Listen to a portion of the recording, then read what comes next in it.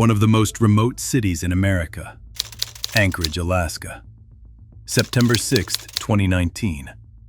2 hours past midnight. Security cameras captured a black Ford carrying Brian Stephen Smith and Valerie Kassler. They stopped at a convenience store. Nothing seemed unusual. Brian waited, occasionally glancing at the security camera while Valerie rummaged through her bag. She had no idea that a third person occupied the bed of the truck, the lifeless body wrapped in a white blanket, and that her companion was a serial killer. As Brian picked up a couple of drinks, Valerie remained alone inside the truck, playing with her cell phone.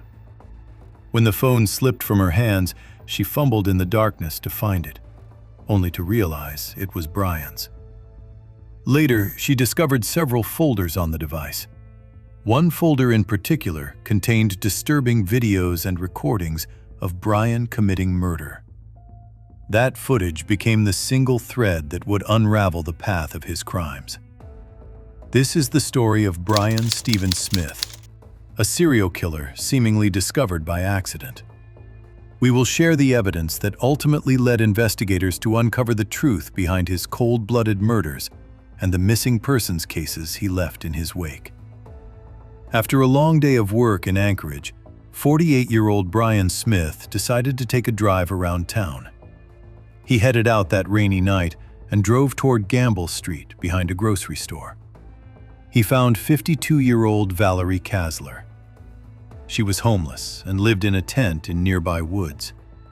He offered her a ride. She accepted and climbed into the passenger seat for a night on the town. Just minutes after 2 a.m., Brian stopped his truck to use the ATM. While he was inside making a purchase, Valerie accidentally dropped her phone. Bending down to reach it, she surprisingly grabbed 2 phones. She put both phones in her pocket. Valerie had no idea what she would soon discover. The two spent the next few hours together, driving around and enjoying each other's company. When they were finished, Brian dropped Valerie off where he met her. After returning to her tent, she began checking her phone absent-mindedly. She noticed unfamiliar numbers and messages.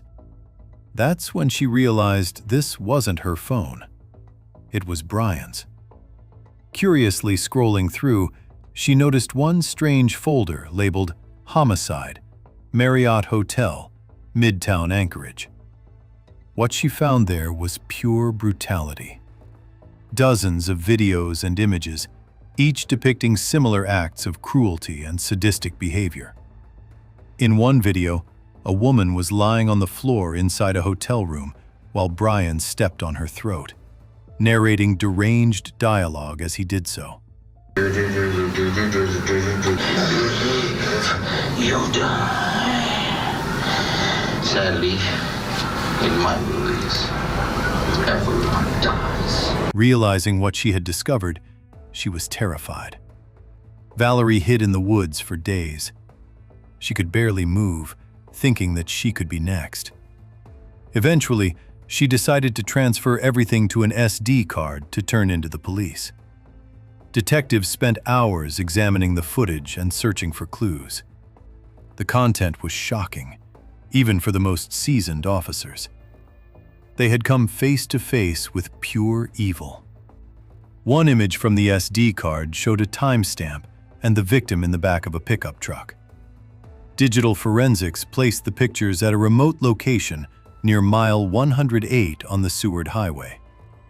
This information matched the site where the remains of 30-year-old Kathleen Jo Henry were discovered. Ultimately, all the evidence pointed to Brian Smith. With undeniable evidence mounting, investigators rushed to charge Smith, but he was out of state on vacation with his wife. Officers waited at the airport upon his return from Washington, D.C., when his flight landed in Alaska. He was immediately taken into custody and transferred directly to the police station.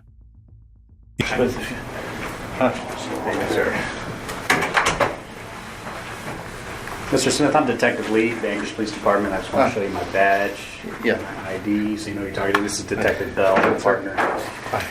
We have some matters we wanted to clear up with you and talk to you today, so I appreciate you coming up here with these guys and talking to me. Brian acted as if he had no idea why he was there. He believed it was related to the theft of his documents he had reported months earlier. The detectives informed him that they had recently received an SD card that was turned into the police department.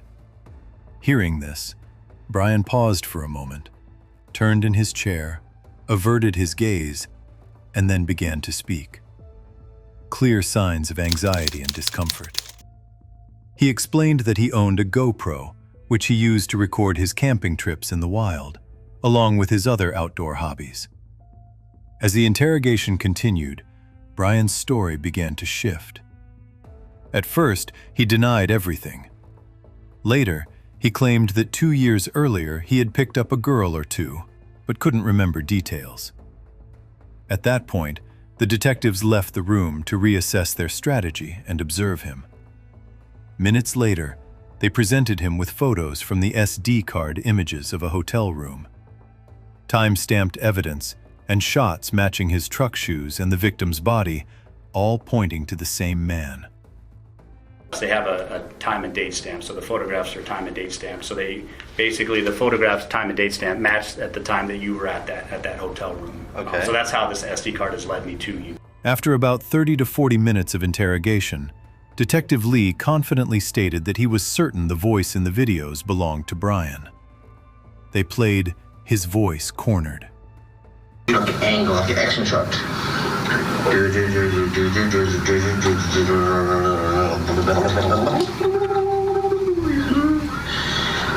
live, you die. You live, you die. You live, you die.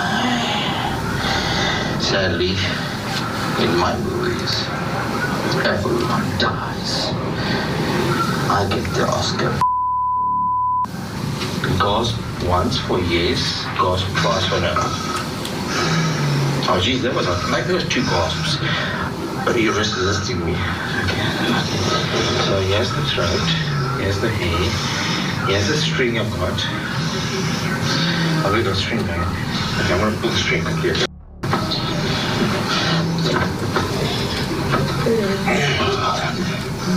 Yeah, it's all tightened.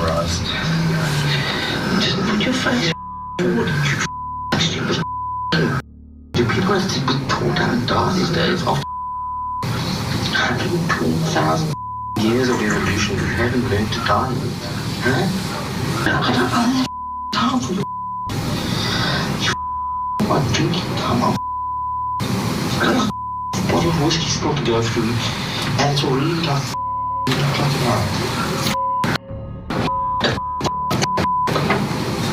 come on, just take on for the team. Huh? Take it for the team. Take it for the team. Super. I know this is like weird, but swallow it. Just fucking swallow it. To carry your sweating ass down to my car and go dump you somewhere, huh? You just up my entire evening. Huh?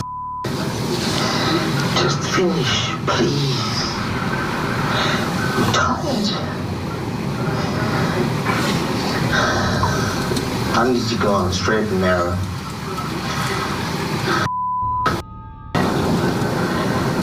Just stop. During the interrogation, he pointed to the laptop and admitted, "That's my hand, my arm, that's my voice." He tried to convince the detectives that his alter ego, Bradley, was responsible, but they knew he was a sociopath. Riley Phillips does. Whoever that is that uses the brain is a multiple. Brain is not a naughty person. Detectives had Smith in custody, concluded the interrogation, collected their notes, and prepared to charge him and transfer him to jail. As they were leaving the room, he shot them. A chilling remark. "Are you guys in a rush to go home?" He began another confession that 2 to 3 years ago, he picked up a drunk woman, shot her, and dumped her body. The victim was 52-year-old Alaska native Veronica Abuchuk, who had been missing for years. As he identified the location of the body on the detective's laptop, he joked, "I'm going to be on freaking America's Dumbest Criminals." Months before, Brian showed his secret ex-girlfriend disturbing pictures and videos. Confused, Alicia Youngblood contacted Crime Stoppers and reported that Brian killed a 15-year-old girl in South Africa. He had mentioned to her that the child was like food to consume and get rid of. Over the following months, Alicia stayed in the relationship, believing the police would use the information. She continued gathering for them. Still, investigators insisted that Brian is playing with you and suggested that similar videos could be found on kinky websites. Feeling guilty, panicked, and helpless, she ended the toxic relationship. Search warrants uncovered overwhelming evidence proving that he was not an amateur and that the murders were meticulously planned. However, in his most recent interviews, he denied being a serial killer and calmly dismissed it all as a joke. Smith claimed he had fabricated dramatic stories and fantasies of killing 12 people in South Africa and 4 or 5 in the United States merely to impress his girlfriend, Alicia.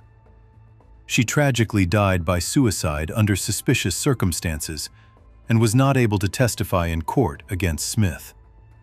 On July 12, 2024, in Anchorage, jury found Brian Smith guilty for the murders of Kathleen Jo Henry and Veronica Albuquerque.